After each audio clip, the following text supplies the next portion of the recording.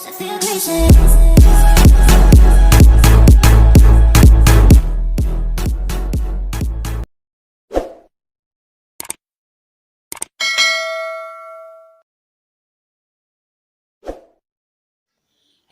Everyone, welcome to my channel dear ma'am. आज मैं आपके लिए एनसीईआरटी की बुक से हिंदी ग्रामर का चैप्टर नंबर 17 विराम चिन्ह पंचक्षण लाई हूँ।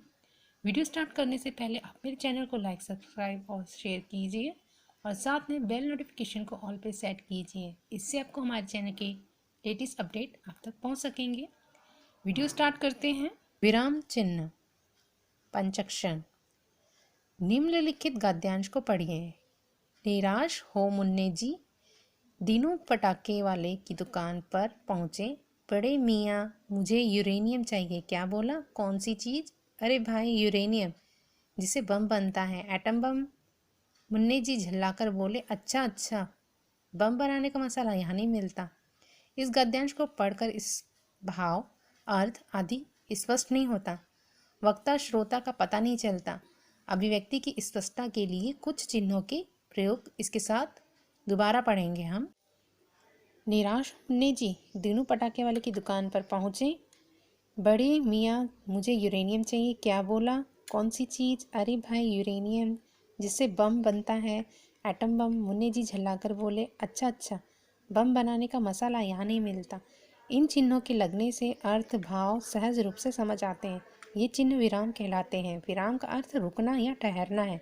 अपने भाव को अभिव्यक्त करने के लिए हम वाक्य के बीच में कहीं कहीं कुछ समय के लिए रुकते हैं, विराम लेते हैं। हिंदी व्याकरण में रुकने की इस स्थिति के लिए विराम चिन्ह का प्रयोग किया जाता है।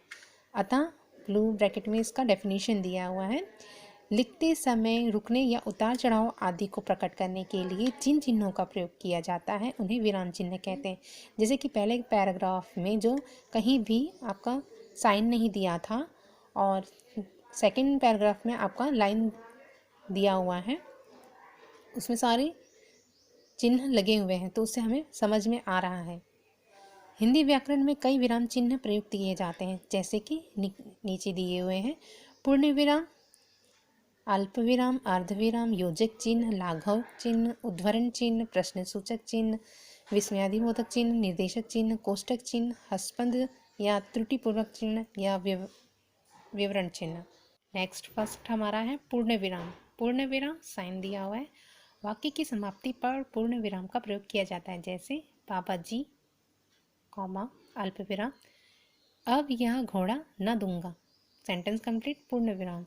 दशरथ ने दृढ़ निश्चय कर लिया था, पूर्ण विराम।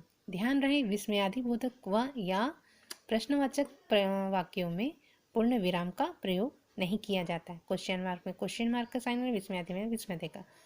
सेकंड है अल्प विराम। बहुत थोड़े समय के रुकने के लिए अल्प विराम का प्रयोग किया जाता है, जैसे क दिया हुआ है। जब एक ही तरह के शब्द इकट्ठे आ जाएं, जैसे भारत भूमि राम, कृष्ण, महावीर, दयानंद, गांधी जैसे महापुरुष की है, तो उसके बीच में नाम के बीचों में देखेंगे कॉमा, अल्प विराम साइन लगा हुआ है। एक तरह के शब्द आ गए हैं, जैसे यहाँ पर सेकंड है राम लक्ष्मण, उसमें भी लगा हुआ है, और सीता की बात नहीं लगा है, सीता वन को गए। ओके।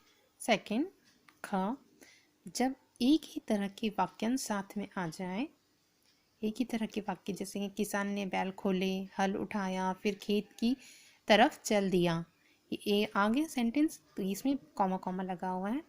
मजाल है जो दादी अम्मा किसी दरवाजे से भूखी उठ जाए, पूर्ण विराम।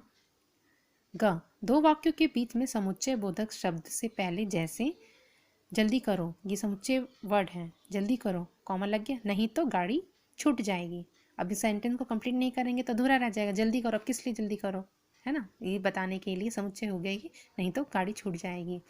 नेक्स्ट संबोधन। संबोधन के बाद भी अल्प विराम का प्रयोग किया जाता है, जैसे दिया है नानी, कॉमा, अल्प विराम, आप चाहे तो मैं फल ला सकती हूँ, पूर्ण विराम। ओके, यह हमारा अल्प विराम कंप्लीट होता है। नेक्स्ट अर्धविराम। अर्धविराम साइन पूर्ण विराम से कुछ कम देर तक रुकने के लिए अर्धविराम का प्रयोग किया जाता है। जैसे अतिथि आ गए, वे शीघ्र चले जाएंगे। जो जो चाहे करो, बस हंगामा ना करो। ओके, कुछ थोड़ी देर के लिए हम रुकना पड़ता है यहाँ पे। नेक्स्ट, प्रश्नवाचक चिन्ह साइन ही दिया है। जहाँ कोई प्रश्न पूछा जाए वहाँ प्रश्नवाचक चिन्ह का प्रयोग किया जाता है। जैसे कलहण कौन था, क्वेश्चन मार्क। ये चिड़िया कहाँ क्या कर रही है, ये चिड़िया क्या कर रही है, क्वेश्चन मार्क। प्रश्न के लिए ये साइन लगाएं, क्वेश्चन भी कर रहा है। नेक्स्ट, विस्मयादिबोधक चिन्ह। भय, विस्मयादिबोधक चिन्ह हमारा कब लगता है? भय, शोक, हर्ष, आश्चर्य, घृणा आदि भाव को जब प्रकट करते हैं तो उस शब्द को या वाक्यों के आगे क्या लगता है? विस्मयादिबोधक चिन्ह लगाया जाता है। जैसे अरे, लगाओ साइन। यहाँ बहती हवा में तो मौन है, भाई वाह कैसे सुंदर उपवन है, अच्छा सबक मिला तुझे। सिक्स्थ, निर्देशक चिन्ह। किसी के कथन से पहले तथा उदाहरण देने में इसका प्रयोग होता है। जैसे माँ निर्देश दे रही है, राधिका यहाँ आओ। राधिका बोल रही है, आई माँ।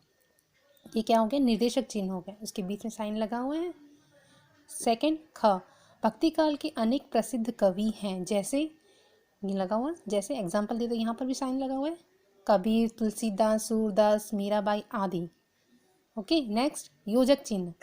योजक चिन्ह का क शब्द युग्मों के बीच इसका प्रयोग किया जाता है। जैसे तुम्हें सुबह शाम, सुबह शाम के बीच में क्या लगा? साइन, योजक चिन्ह। तुम्हें सुबह शाम घूमना चाहिए। ख, तुलनावाचक शब्द। जैसे छोटी सी, उतना सा आदि के साथ भी योजक चिन्ह का प्रयोग किया जाता है। उसने छोटी सी उम्र में ही जूडो कराटे सीख लिए। छोटी सी आया, इसमें छोटी सी के बीच में योजक चिन्ह कर लिया।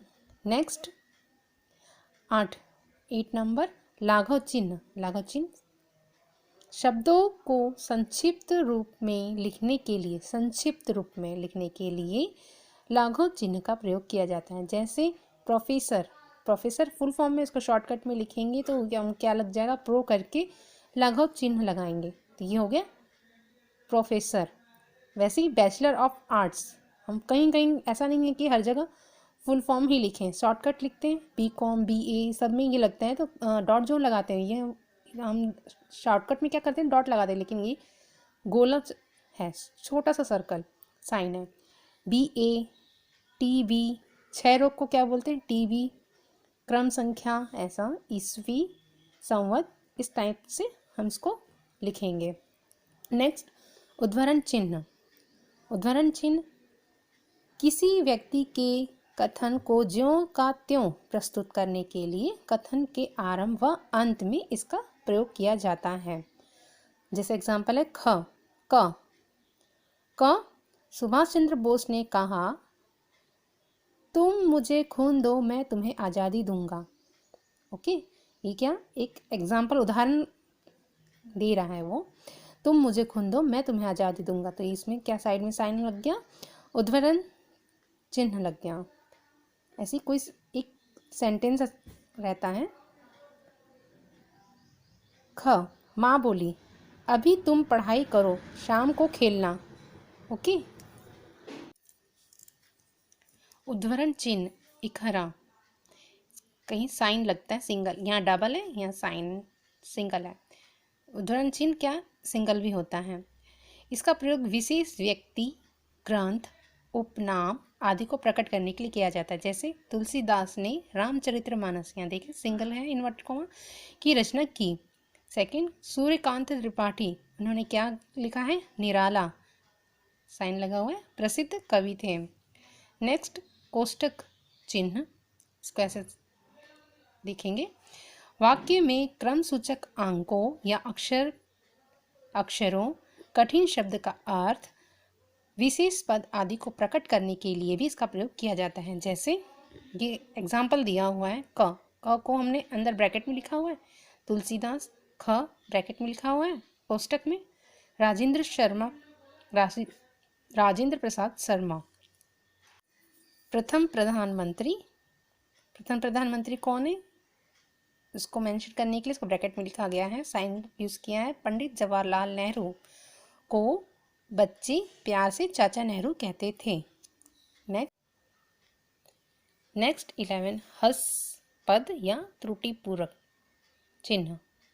इस चिन्ह का प्रयोग वाक्य में किसी शब्द या शब्दांश की छूट जाने पर किया जाता है। जैसे हमारा देश सन या छूट गया है तो साइन लगाया है 1947 में स्वतंत्र हुआ था, या बीच में भूल गए तो त्रुटिपूरक चिन्ह लगाया है और ऊपर मेंशन कर दिया।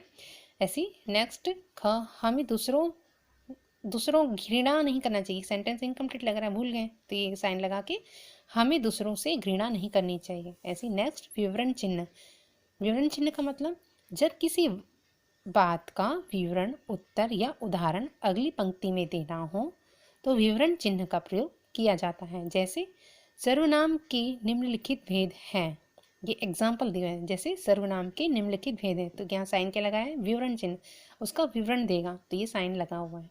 ओके, आओ दोहराएं। चैप्टर का सारांश दिया हुआ है। विराम का अर्थ क्या होता है, रुकना।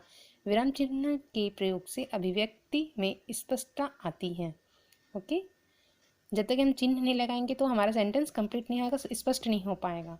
वैसे ही नेक्स्ट हमारा प्रश्नवाचक या विस्मयादिबोधक वाक्यों में पूर्ण विराम नहीं लगता है, ये भी हमको पता है। ओके,